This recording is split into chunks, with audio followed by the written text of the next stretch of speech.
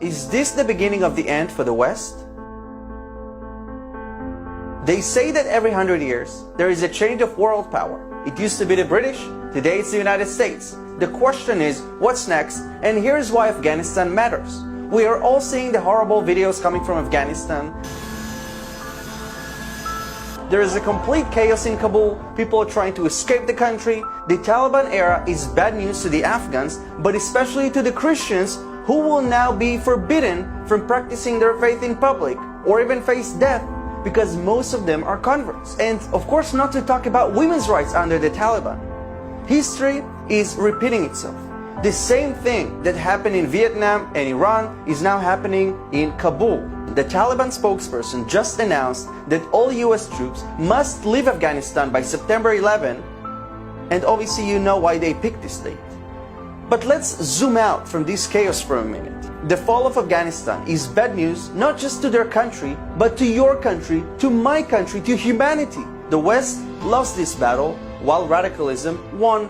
Right after it happened, the Islamic Jihad in Gaza fired a rocket on Israel. Hamas's leader spoke with the Taliban leadership to congratulate them. Qatar, Iran, and China are also very happy with the Taliban's victory.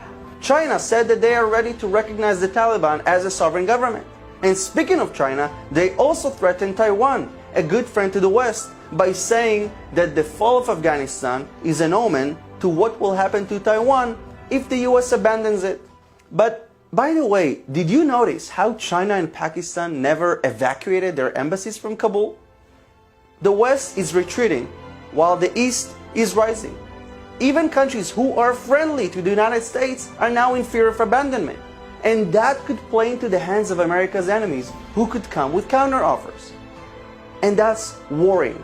We are witnessing the war of dominance between the West and the East. Wherever the West is abstained, the East is there, whether it's building parliaments for Africa to mark their dominance or ports around the world. This is a war of dominance, and Afghanistan is sadly an example to that. But there is a country in the East that we should support, and we should help them rise, and it's India. India is the largest democracy in the world. Definitely a friend not just to us here in Israel, but to America and the West. But the key here is that India is a democracy.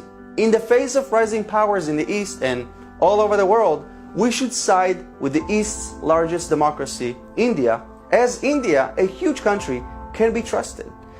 Because whether we like it or not, history is repeating itself.